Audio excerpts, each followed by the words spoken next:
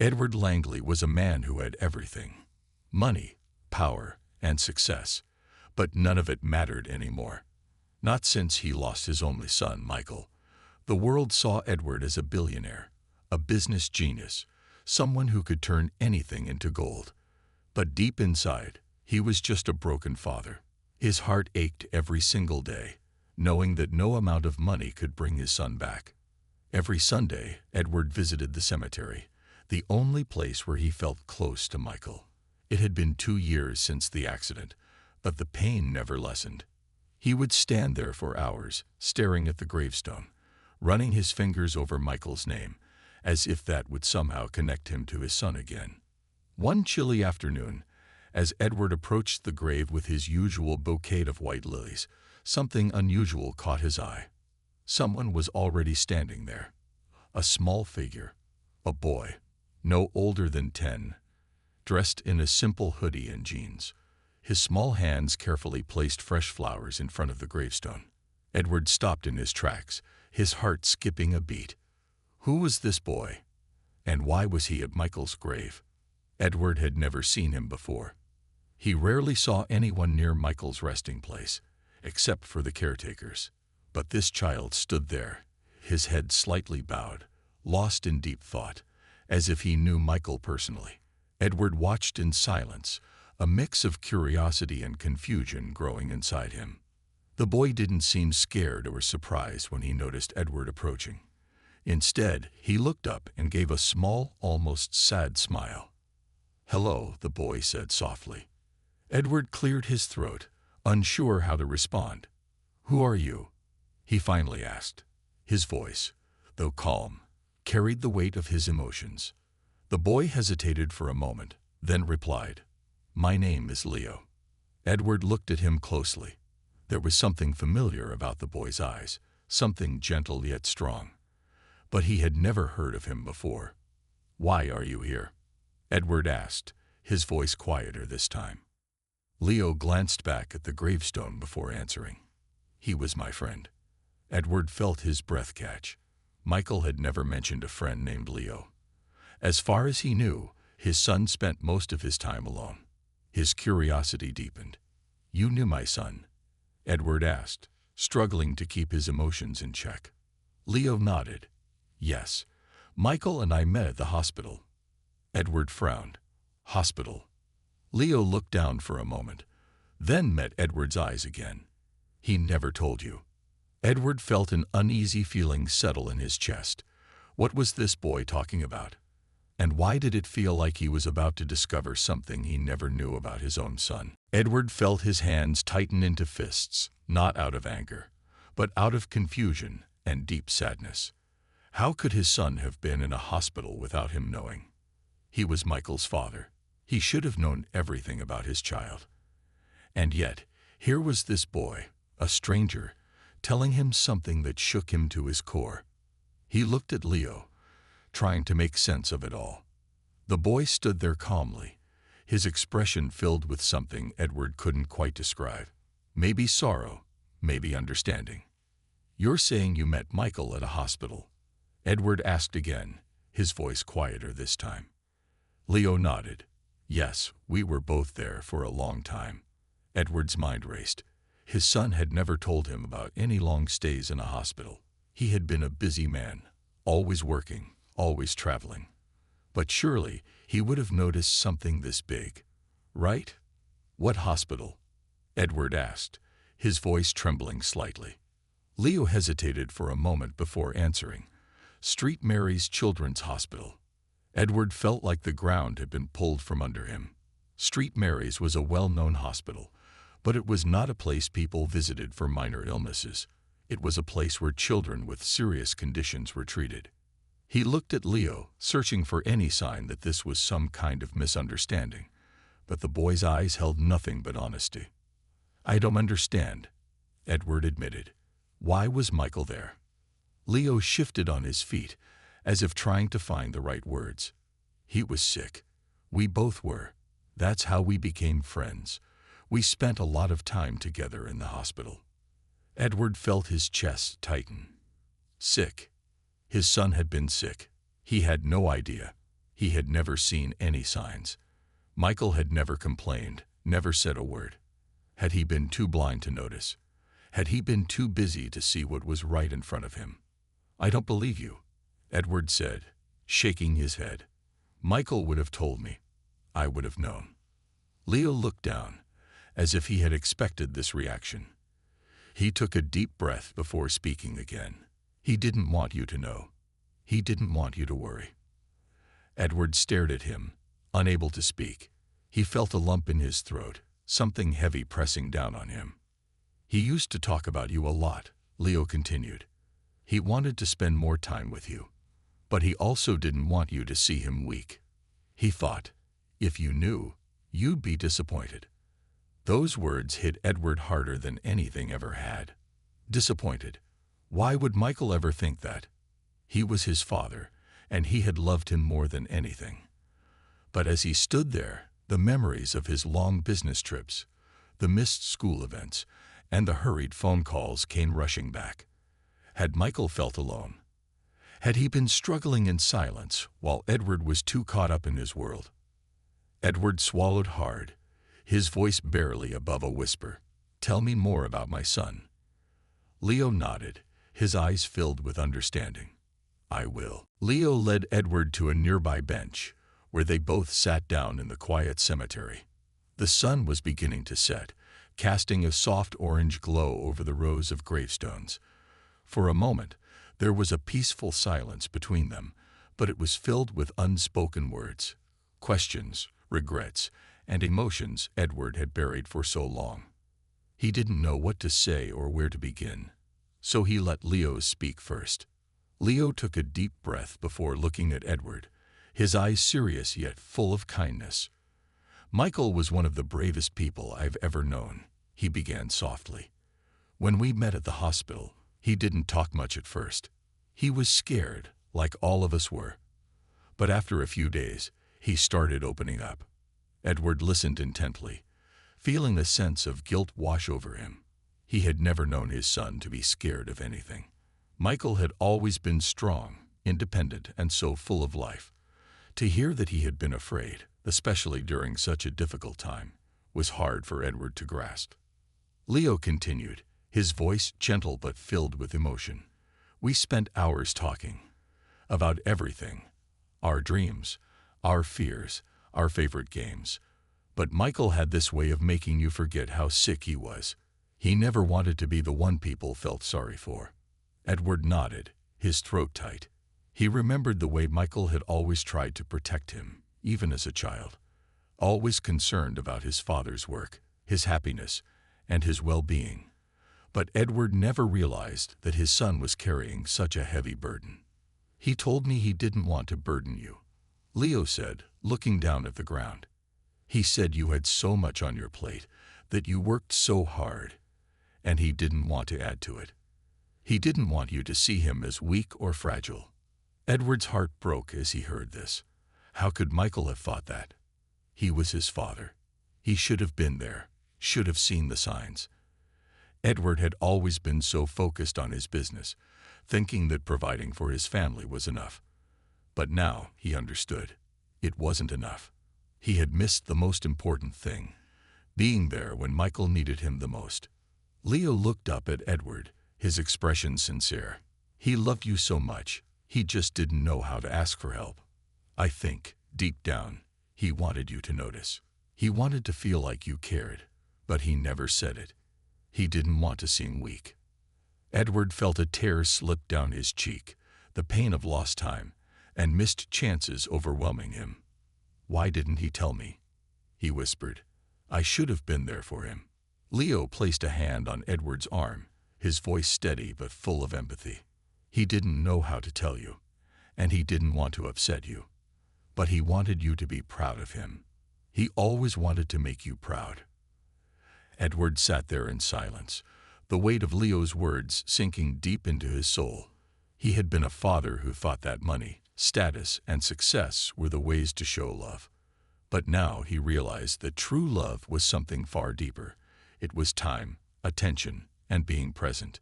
"Thank you," Edward said, his voice breaking. "Thank you for telling me this." Leo smiled softly, a little sad but understanding. I promised Michael I'd never forget him, and I promised to make sure you knew the truth about who he really was. Edward sat still, his mind racing with everything he had just learned. His son had been more than just the child he thought he knew. Michael had been brave, kind, and caring, always thinking of others, even in his darkest moments, and Edward had missed it. But maybe, just maybe, this was a chance to make things right, not just for himself, but for Michael's memory. Edward was lost in thought as he sat beside Leo, still trying to process everything he had just learned. The boy's words kept echoing in his mind, about Michael's secret illness, about the deep loneliness his son must have felt, and the love he never fully understood. The more Edward thought, the heavier his heart became. He had missed so much. He hadn't been there when Michael needed him the most. But then Leo spoke again, breaking through Edward's troubled thoughts. Michael left something for you, he said quietly. Edward's gaze snapped to Leo, confused. What do you mean? Leo hesitated before pulling out a small weathered notebook from his bag. He handed it to Edward, who took it in his hands carefully, as if it might break in his grip. The notebook looked old, its cover worn from use. Edward opened it slowly, unsure of what he would find. Inside, he saw that the pages were filled with Michael's handwriting, neat but rushed, like he had written in it whenever he could steal a quiet moment, even in the midst of his illness. This is Michael's? Edward asked, his voice barely above a whisper. Leo nodded, his eyes soft. Yes. He wrote a lot, especially when he was in the hospital. He told me he wrote these because he wanted to say things he couldn't say out loud. Edward's hands trembled slightly as he flipped through the pages, reading Michael's words. The letters were filled with hopes and dreams, small moments of joy, and deep fears about his condition. But there was also something else, something Edward hadn't expected. As he read, he began to realize how much Michael had cared about him, how much he had wanted to make his father proud. The letters were full of quiet apologies and wishes that he could be better, that he could be strong like Edward had always been. Edward's eyes welled with tears as he read the words, feeling the weight of everything his son had kept hidden. Michael had never asked for help. He had never wanted to burden his father with his pain.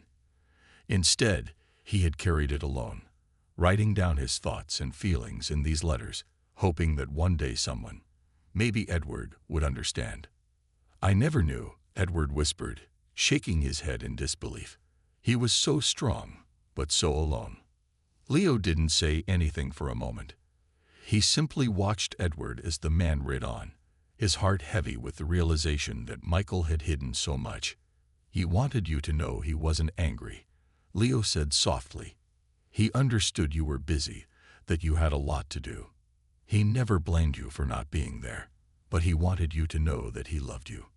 Edward closed the notebook, clutching it tightly against his chest.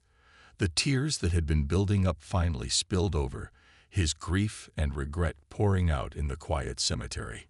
He had spent so many years thinking that his success was enough. He had thought that providing for Michael, giving him everything he needed, was enough. But now he saw it all clearly. The one thing Michael had truly needed was his presence, his time, his attention, his love, and Edward had failed to give that. As he wiped his eyes, Leo looked at him with a small, understanding smile. It's not too late to make things right, he said gently. Michael wanted you to live your life. He wouldn't want you to be stuck in this pain forever. He wanted you to remember him, but to live too. Edward nodded slowly, feeling a new sense of clarity. Michael had left him this gift, these letters, as a way to make amends, even from beyond the grave. It was a chance for Edward to understand his son, to realize the depths of his love, and to make sure that Michael's memory lived on in a way that would honor who he truly was. Edward looked at Leo, his voice stronger now. I want to do something good. For Michael. For all the children who need help. Leo's smile widened. I think Michael would like that. Edward sat in the cemetery long after the sun had set, still holding the notebook close to his chest. The weight of what he had learned about his son's hidden pain, his unspoken love, and his quiet desire for his father's presence was almost too much to bear. But it also ignited something in him, a sense of purpose he hadn't felt in years. He had spent so long building an empire, focusing on wealth and success, thinking that was what mattered most. But now, after hearing Leo's story and reading Michael's letters, Edward understood the truth. What mattered most was people, the ones you loved and the ones who needed you. As he looked at the boy sitting next to him, Edward made a decision. He wasn't going to let Michael's death be the end of his legacy. Michael had wanted to make a difference, to help others, but he had never gotten the chance. Edward realized now that it was up to him to carry that torch, to make sure that the lessons he had learned from his son weren't lost. Turning to Leo, Edward spoke with new resolve. I need to do something big, for the kids who need help the way Michael did. Leo, who had been quiet for a while, looked up at him with wide eyes. What do you mean? Edward took a deep breath, gathering his thoughts. I'm going to start a foundation, a place where children who are sick, who are struggling, can get the help they need. No child should go through what Michael did, alone and afraid. I'll make sure of it. Leo smiled, a small but hopeful smile. That's a really good idea, Mr. Langley. Michael would have liked that. Edward nodded, his eyes focused ahead. I'm not just going to throw money at it. I'm going to make sure that every child who walks through those doors gets the love, the care, and the attention they deserve. I'll be there. I'll make sure of it. The more Edward thought about it, the clearer the path became. He would build a hospital, not just any hospital, but one that focused on providing the best care and emotional support to children who were battling serious illnesses. It would be a place where they didn't have to hide their fear, where they didn't have to feel alone. A place where they could find strength in each other and in the people around them. Leo had already given him so much. His insight into Michael's hidden world, his understanding of what truly mattered. And now, Edward knew he had to act. He couldn't keep waiting for the perfect time. He had to move forward, even if it meant stepping out of his comfort zone, even if it meant taking risks. I'm going to make this happen, Edward said, his voice filled with determination. I'll call it the Michael Langley Foundation, and I'll make sure it helps every child who needs it. Leo's smile grew wider, and for the first time, Edward saw a spark of hope in the boy's eyes. He had made a promise to Michael, and now he was going to make sure that promise was kept. Edward knew that starting something like this wouldn't be easy. There would be challenges, setbacks, and obstacles along the way. But it didn't matter. This was the right thing to do. This was the way to honor his son's memory and to make a real difference in the world. As they left the cemetery that evening, the weight of Edward's decision felt lighter. For the first time in a long time, he felt a sense of peace. He wasn't just living for himself anymore. He was living for Michael and for all the children who needed help. And that was a legacy that would truly make a difference. Over the next few weeks, Edward threw himself into his new mission with everything he had. The more he thought about it, the more determined he became. The pain of losing Michael was still there, but it was no longer paralyzing. Instead, it pushed him forward, fueling his desire to make a change. He couldn't undo the past, but he could shape the future. He hired a team of experts, doctors, social workers, and counselors. People who truly understood the needs of sick children and their families. Together, they began planning the foundation that would honor Michael's memory. But it wasn't just about building a hospital or providing medical care. Edward knew that emotional support, understanding, and kindness were just as important. He wanted to create a safe place where kids could find not only physical healing but also emotional strength. The foundation would offer a variety of programs. Playrooms filled with toys and games, quiet areas for reading and reflection, and therapy sessions where children could talk about their fears and hopes. There would also be activities designed to keep their spirits high. Music, art, and even opportunities to connect with other kids who were going through the same struggles. Edward was determined that no child would ever feel as alone as Michael must have felt. He didn't want any child to hide their emotions or suffer in silence. Instead, he wanted them to know that they could lean on others, that they were loved and cared for no matter what. One afternoon, after a long day of meetings, Edward sat alone in his office, looking at a photo of Michael on his desk. The image of his son, smiling and full of life, still brought tears to his eyes. He had so many regrets, so many moments he wished he could go back and change. But as he looked at that photo, he felt a sense of peace. Michael's spirit was still with him, guiding him, encouraging him to move forward. Edward knew that it was going to be a long road ahead. There would be challenges, fundraising, gathering the right people, navigating the complexities of medical care. But for the first time, he felt ready to face them. He wasn't doing it alone. He had the support of his team, the memory of his son, and a deep sense of purpose. A few months later, the Michael Langley Foundation opened its doors for the first time. The building was beautiful, bright and welcoming, with soft colors and comfortable spaces. The lobby was filled with artwork created by children, each piece telling a story of strength and resilience. The staff members were kind, compassionate, and ready to listen.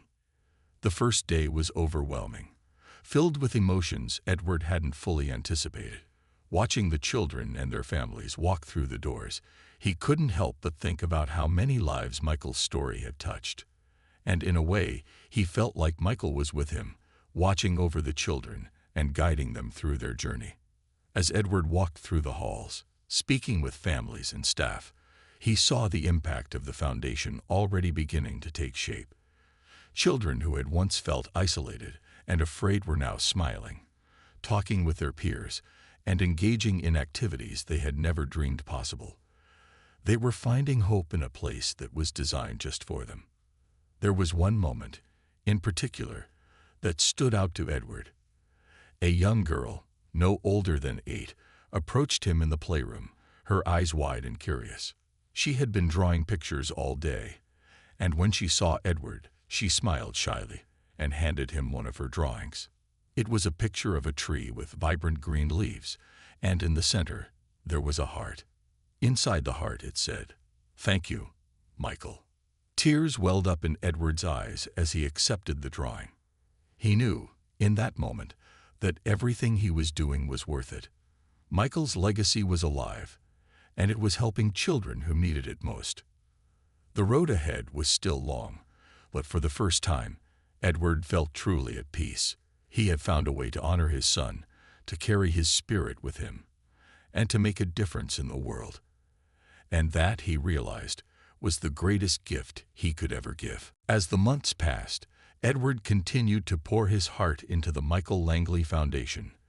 What started as a simple idea had blossomed into something much bigger than he had ever imagined. More children were coming through the doors every week, and with each new face, Edward felt a sense of fulfillment he hadn't known in years. This was what he was meant to do, to be there for those who needed him, to help children who were going through the same pain Michael had endured.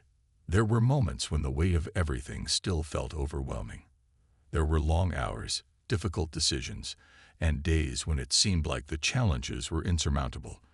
But whenever Edward felt like giving up, he would think about Michael. He would think about the pain his son had carried in silence and how much he had longed for his father's presence. It was in those moments of doubt that Edward would sit quietly, sometimes in the foundation's lobby, sometimes in his office, and reflect on everything Michael had taught him. He had learned, through heartache, that love wasn't just about providing for someone. It wasn't about working hard to accumulate wealth or status. True love was about being there, about listening, and about showing up for the people you care about, especially when they needed you the most. One day, while Edward was speaking with the staff about new programs for the foundation, he received an unexpected visitor.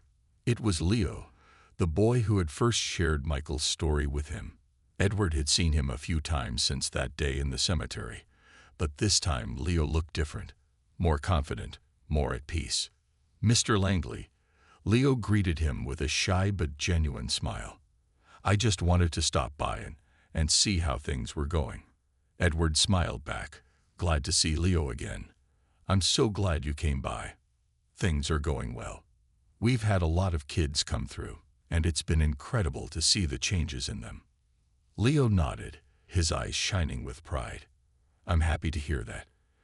I've been telling everyone about the foundation, about what it's doing for all the kids. It's amazing." Edward paused, looking at Leo with a deep sense of gratitude. "You know, I can't thank you enough. If it weren't for you, I wouldn't have known about Michael's illness or what he was going through. You gave me the chance to really understand him. And through that, I was able to make this happen. You played a part in all of this." Leo's face turned a little red, but he shrugged, clearly uncomfortable with the praise. "I just told you the truth. Michael was an amazing friend, and he would have wanted you to know everything." Edward smiled, his heart full. "Well, I'll never forget what you did. You've helped more than you know." Leo looked at him seriously then, as if he had something important to say. "Mr. Langley, I've been thinking about something. I want to help more. I know I'm still young, but I think I can do something to help other kids like me and Michael. Maybe I can help them feel less alone, just like you've helped." Edward was taken aback, impressed by Leo's maturity. "Leo, you're already doing so much just by being here. You've been a huge support to all the kids who come through this place." Leo shook his head. "I want to do more. I think I can help in a way that really connects with the kids, like Michael did for me." Edward thought for a moment, then smiled. "You know what? I think you'd make an incredible mentor. You have such a kind heart, Leo. If you're serious about it, we can talk about creating a program where you can work with other kids, help them through their challenges, and share your story with them. I think it would mean the world to them." Leo's eyes lit up, and Edward could see the excitement bubbling up inside him. "You really think I could do that?" "Absolutely," Edward said, his voice filled with encouragement. "You've already been a source of strength for so many of them. I believe you have the ability to make a real difference." Leo beamed, his confidence growing. "Thank you, Mr. Langley. I won't let you down." As they talked about how Leo could get involved with the foundation, Edward felt a new sense of hope. He realized that the work he was doing was not just for the kids who came through the doors. It was also for the ones who would grow up to carry that legacy forward. Children like Leo, who had experienced hardship, but also had the strength to reach out and help others. It was clear to Edward that the foundation wasn't just about helping children survive their illnesses. It was about helping them thrive, building a community where love, support, and understanding were at the forefront. And through that, he had found a way to keep Michael's spirit alive in a way that was more powerful than he could have ever imagined. Years passed, and the Michael Langley Foundation continued to grow, reaching new heights as more children and families came to receive the care and support they so desperately needed. Edward, now fully committed to the cause, watched as his vision unfolded in ways he had never dreamed. The foundation became a beacon of hope for so many, a place where sick children found comfort and families found the strength to carry on. As the foundation flourished, Edward also found a sense of healing. The grief that had once consumed him, the regret that weighed heavily on his heart, began to lift. It wasn't that he had forgotten Michael. Far from it. But through his work, Edward had found a way to honor his son's memory in the most meaningful way possible, by giving other children the love, care, and support that Michael had never fully received. Leo, now a young man, had become a key figure in the foundation, leading programs that helped children not only cope with their illnesses, but also to grow emotionally and mentally stronger. He had taken on a role that was more than just mentoring. He had become a source of inspiration to the children, someone they could look up to and trust. His story was one of resilience, and the kids saw in him someone who understood their pain, someone who had lived through it and come out stronger on the other side. One afternoon, Edward sat in the foundation's lobby, watching Leo interact with a group of children. Leo was telling them a story, making them laugh, and creating a safe space for them to share their own experiences. It was hard for Edward to believe how far they had come since that first conversation with Leo in the cemetery. The boy who had opened his eyes to Michael's hidden struggles had now become a living example of everything Michael had hoped for: love, understanding, and support for those who needed it most. Edward's heart swelled with pride as he watched Leo. In many ways, he had become the son he wished he could have been there for. Leo was the bridge between the pain of the past and the healing of the future, helping others find their way just as he had. The foundation had also started to reach beyond its walls. As word spread about the incredible work being done, donations poured in from all over the world. People from all walks of life were inspired by the story of Michael Langley and his legacy, and they wanted to be a part of the healing. This allowed the foundation to expand its reach even further, helping children in need across the country, and even internationally. One evening, as Edward sat at his desk reviewing a report, his mind drifted back to the early days of the foundation. He thought about how uncertain he had been, how hesitant he was to take the first steps. But now, looking at the success they had achieved, he knew without a doubt that this was his true calling. The pain of losing Michael had not gone away, but it had been transformed into something powerful, something life-changing. It was then that the phone rang. Edward answered, and a voice on the other end brought him a message that would change everything. "We've been contacted by a major hospital network," the caller said. "They've heard about the incredible work you're doing with the foundation. They want to partner with us to create a national network of centers for children with chronic illnesses. They're impressed by the holistic approach you've taken, focusing not just on medical care, but on emotional and psychological well-being. They believe what you've built can change the way healthcare is approached for children everywhere." Edward's heart raced as he processed the news. This was the opportunity of a lifetime. A chance to expand the foundation's mission on a national scale and make an even bigger impact. He felt a surge of excitement and gratitude. It was more than he had ever hoped for, and it was a testament to the love and care Michael had left behind. As he hung up the phone, Edward took a deep breath. He looked around the office, his gaze falling on a picture of Michael. It was as if his son was still with him, guiding him forward.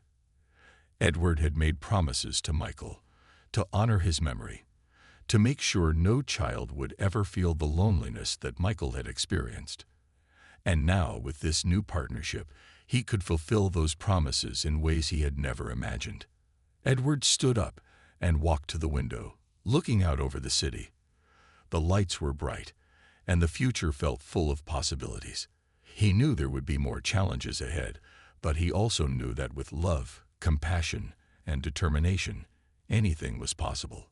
He turned away from the window, a smile on his face. The legacy of Michael Langley was no longer just a memory. It was a living, breathing force that would continue to change lives for generations to come.